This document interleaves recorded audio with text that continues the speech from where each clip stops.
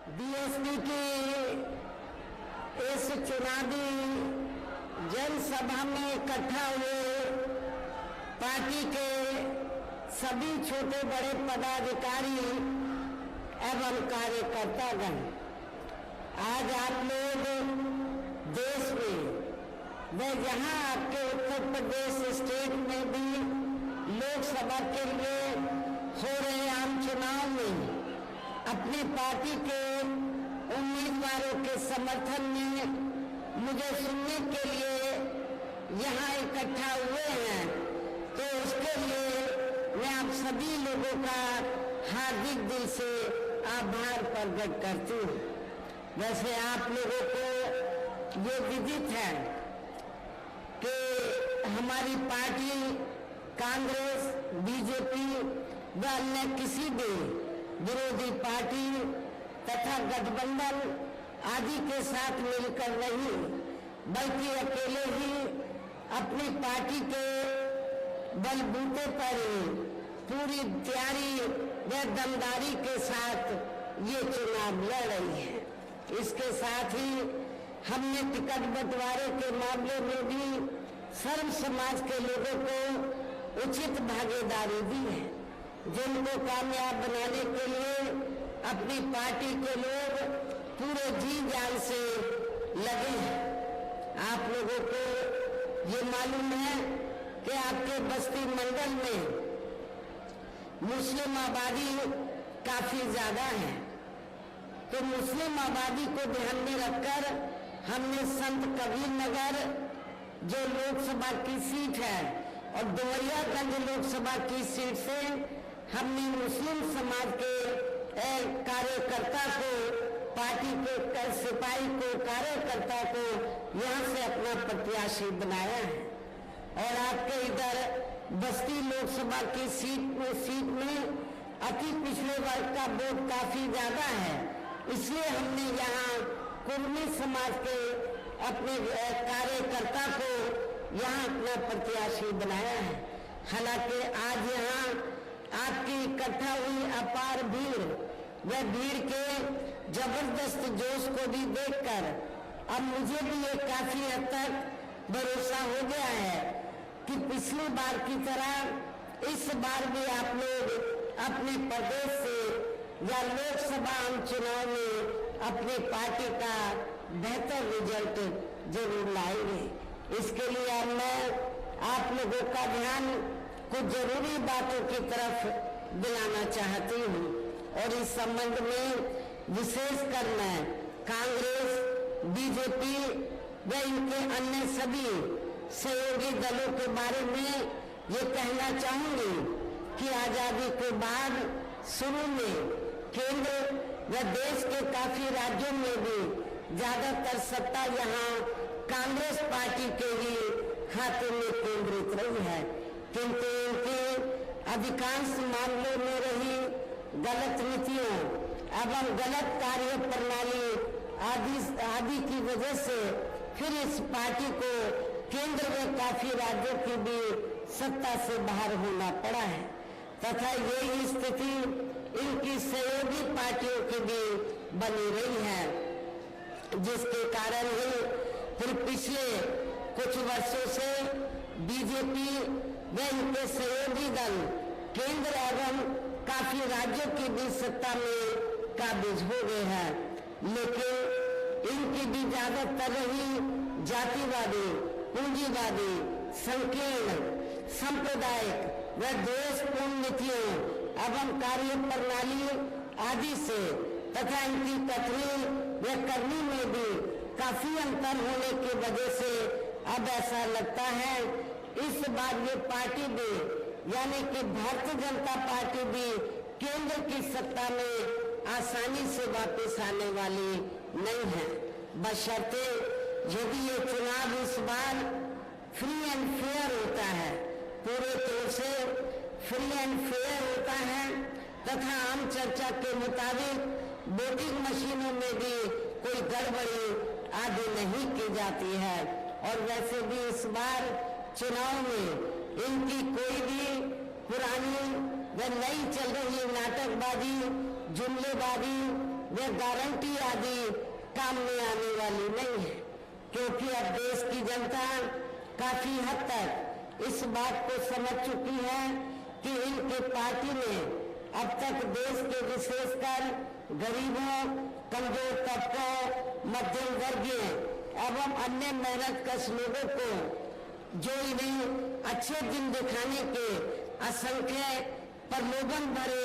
वायदे किए हैं तथा अनेकों हवाई व कागजी गारंटी आदि भी दी है, तो उनका जमीनी हकीकत में अभी तक इन्होंने लगभग 1/4 हिस्सा भी कार्य पूरा नहीं किया है, बल्कि इसके स्थान पर इनका ज्यादातर समय व ताकत भी जहां इनके अपने चहेते रहे बड़े बड़े पूंजीपतियों एवं धनना सेठों को ही ज्यादा से ज्यादा मालामाल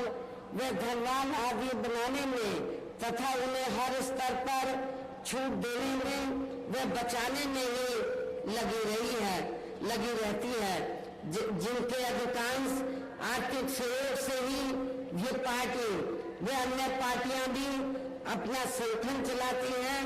तथा चुनाव आदि भी लड़ाती हैं, जिसका काफी कुछ खुलासा बॉन्ड की आई रिपोर्ट से भी हो जाता है। इस संबंध में जैसे आप लोगों को ये मालूम है कि अभी कुछ दिन पहले माननीय सुप्रीम कोर्ट ने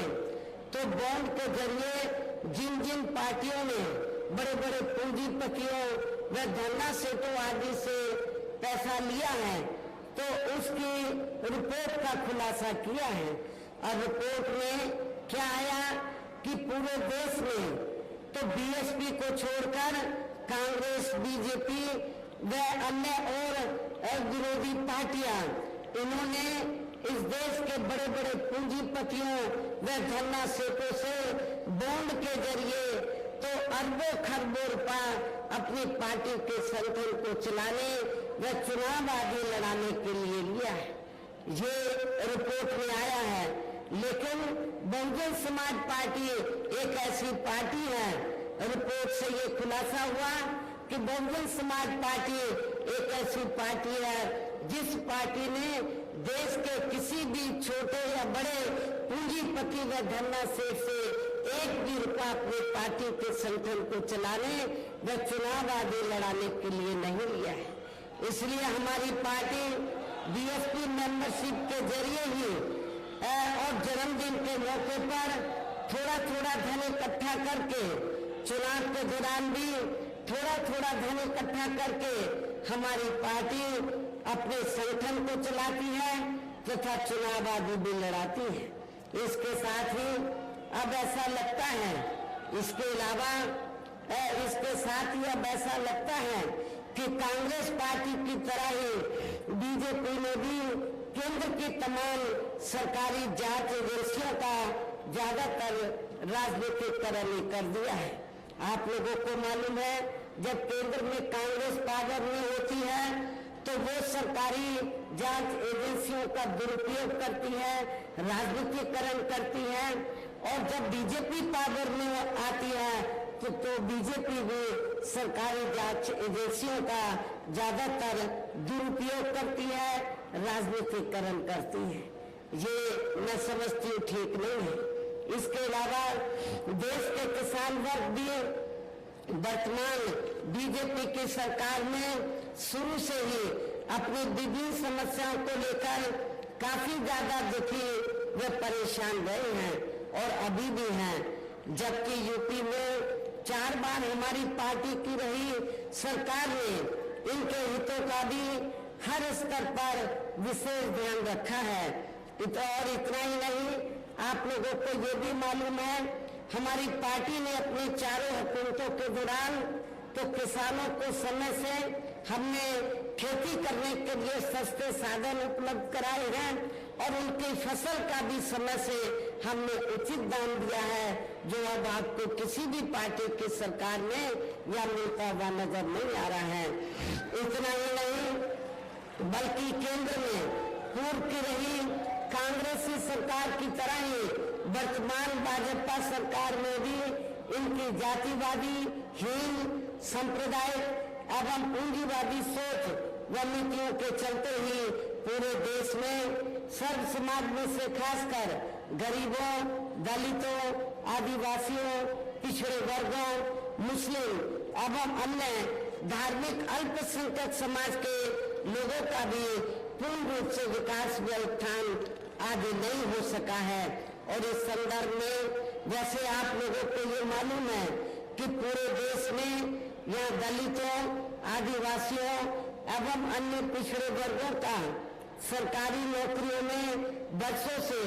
अधूरा पड़ा आरक्षण का कोटा भी अभी तक पूरा नहीं भरा गया है। विशेषकर एससी व एसटी वर्गों के सरकारी कर्मचारियों का पदोन्नति में आरक्षण भी अब काफी हद तक प्रभावहीन बना दिया गया है। और आप लोगों को ये मालूम है जब समाजवादी पार्टी सत्ता में थी तो समाजवादी पार्टी ने इन वर्गों के कर्मचारियों का पदोन्नति में आरक्षण बिल्कुल ही समाप्त कर दिया था, खत्म कर दिया था। तो क्या आप लोग दलित और आदिवासी लोग क्या आप लोग ऐसी समाजवादी पार्टी को वोट देंगे? मैं समझती हूँ कि आप लोग बिल्कुल भी ऐसी पार्टी को माफ नहीं करेंगे, वोट नहीं देंगे। साथ ही केंद्र व राज्यों में भी विरोधी पार्टियों की रही सरकारों में इन सभी वर्गों को प्राइवेट सेक्टर में आरक्षण दिए जाने की व्यवस्था किए बिना ही इनकी सरकारों के ज्यादातर सरकारी कार्य अब प्राइवेट सेक्टर के जरिए ही इनके बड़े बड़े पूंजीपतियों व धन्ना सेठों आदि को ही दिए जाने के कारण अब इनको पूरे देश में आरक्षण का बहुत कम ही लाभ मिल पा रहा है। इसी प्रकार इनका अन्य और मामलों में भी शोषण में उत्पीड़न आदि होना अभी तक भी बंद नहीं हुआ है। इसके साथ साथ मुस्लिम व अन्य धार्मिक अल्पसंख्यक समाज के लोगों की भी हालत हर स्तर पर वह काफी ज्यादा खराब व दयनीय बनी हुई है। इतना ही नहीं बल्कि पिछले कुछ वर्षों से केंद्र के अधिकांश राज्यों में भी बीजेपी व आरएसएस की सरकारों के चलते हुए अब इनका विकास एवं उत्थान आदि होना भी काफी हद तक बलशाही हो गया है। आए दिन इन पर खासकर हिंदुत्व की आड़ में हो रही जनजाति भी यह काफी ज्यादा चरम सीमा पर पहुंच चुकी है। इसके साथ साथ अपर कास्ट समाज में से विशेषकर गरीब लोगों की भी हालत हमें कोई खास अच्छी नजर नहीं आती है। इनकी गलत कृषि नीतियों के कारण किसान वर्ग भी आए दिन आंदोलित रहता है। साथ ही इनके गलत आर्थिक नीतियों की वजह से देश की अर्थव्यवस्था पर भी इसका काफी बुरा प्रभाव पड़ा है, जिससे यह विशेषकर छोटे एवं मध्यम वर्गीय व्यापारी वर्ग भी काफी ज्यादा दुखी व परेशान है। और अब केंद्र में पूर्व की रही सरकारों की तरह ही वर्तमान भाजपा सरकार ने भी यहाँ पूरे देश में गरीबी, बेरोजगारी एवं महंगाई आदि भी लगातार काफी ज्यादा बढ़ रही है। देश में हर स्तर पर फैला भ्रष्टाचार भी अभी तक भी खत्म नहीं हुआ है। ऐसे में अब आप लोगों को देश में हो रहे लोकसभा चुनाव में कांग्रेस, बीजेपी व इनकी सहयोगी पार्टियों को भी केंद्र की सत्ता में आने से जरूर रोकना है। जिनकी गलत नीतियों व गलत कार्य प्रणाली आदि को आप लोग काफी हद तक आजमा भी चुके हैं। ऐसी स्थिति में अब ये विरोधी पार्टियां इस चुनाव में भी किस्म किस्म के साम दाम दंड भेद आदि अनेकों हथकंडे इस्तेमाल करके केंद्र की सत्ता में आने की पूरी कोशिश में लगी हैं, जिनसे अपनी पार्टी के लोगों को हर स्तर पर काफी ज्यादा सावधान रहना है। और इस मामले में विरोधी पार्टियां अपने अपने पक्ष में हवा बनाने के लिए खासकर मीडिया, ओपिनियन पोल व सर्वे आदि का जो बड़े पैमाने पर इस्तेमाल कर रही हैं, तो उनसे भी अपनी पार्टी के लोगों को बिल्कुल भी गुमराह नहीं होना है। इसके साथ ही विरोधी पार्टियों के विभिन्न रूपों में जारी किए गए इनके हवाई व प्रलोभन भरे चुनावी घोषणा पत्रों एवं वायदेबाजी के बहकावे में भी अपनी पार्टी के लोगों को कतई नहीं आना है, जिन्हें ये पार्टियां चुनाव खत्म होने के बाद ज्यादातर अमल में नहीं लाती हैं और अभी जिन पर से देश की जनता का अधिकांश विश्वास उठ गया है। यही खास वजह है कि हमारी पार्टी किसी भी चुनाव में अपनी पार्टी का कोई भी चुनावी घोषणा पत्र आदि जारी नहीं करती है। वैसे भी हमारी पार्टी किसी भी चुनाव में कहने में बहुत कम बल्कि कार्य करके दिखाने में ही ज्यादा विश्वास रखती है। और इस बात का सबसे बड़ा सबूत ये है कि उत्तर प्रदेश में 4 बार हमारी पार्टी के नेतृत्व में रही सरकार ने चुनाव में अपनी पार्टी के बिना कोई जारी किए गए चुनावी घोषणा पत्र के ही प्रदेश व आम जनहित में काफी कुछ ऐतिहासिक कार्य करके दिखाए हैं, जिनके अब देश में अधिकांश पार्टियों की सरकारें काफी नकल भी कर रही हैं। जबकि इस मामले में हमारी पार्टी का ये कहना है कि यदि इन पार्टियों के स्थान पर केंद्र में हमें अपनी पार्टी की सरकार बनाने का मौका मिलता है तो तब फिर हमारी पार्टी की बनी सरकार केंद्र में यहाँ तक की रही सभी विरोधी पार्टियों की सरकारों की तरह केवल हवाई व कागजी कार्य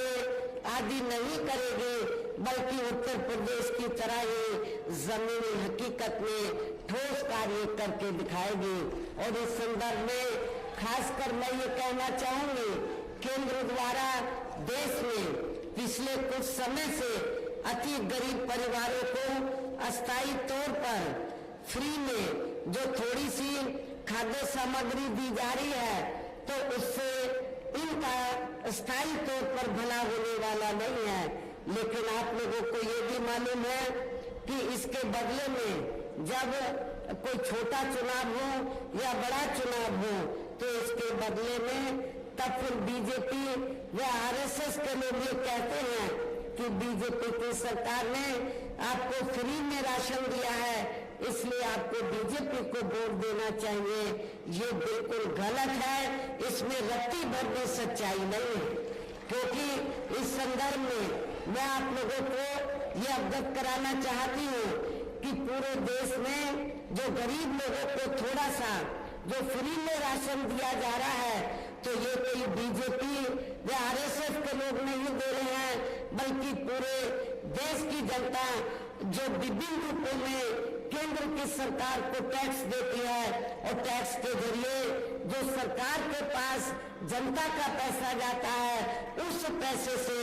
आप लोग फ्री में राशन आपको दिया जा रहा है। ये कोई किसी की मेहरबानी नहीं है। और वैसे भी आपकी ये जटिल समस्या, जो गरीब लोगों की ये जटिल समस्या है, देश में हर हाथ को काम देने से केवल दूर हो सकती है, जिसकी तरफ हमारी पार्टी की बनी सरकार विशेष ध्यान देगी। साथ ही देश में पिछले काफी वर्षों से आए दिन बढ़ रही गरीबी, बेरोजगारी व महंगाई आदि से भी जनता बहुत ज्यादा दुखी व परेशान है, जिसे भी आर्थिक नीतियों में तब्दीली करके जरूर दूर किया जाएगा। धर्म की भी आड़ में पिछले कुछ वर्षों से खासकर मुस्लिम समाज के लोगों का देश की भावना से जो उनका काफी ज्यादा शोषण व उत्पीड़न आदि किया जा रहा है, तो उसे भी जरूर रोका जाएगा। और ये सब हमने अपने यूपी की रही सरकार में काफी कुछ करके भी दिखाया है। इसके अलावा हमने यूपी में सर्व समाज में से गरीब एवं बेरोजगार लोगों को बेरोजगारी भत्ता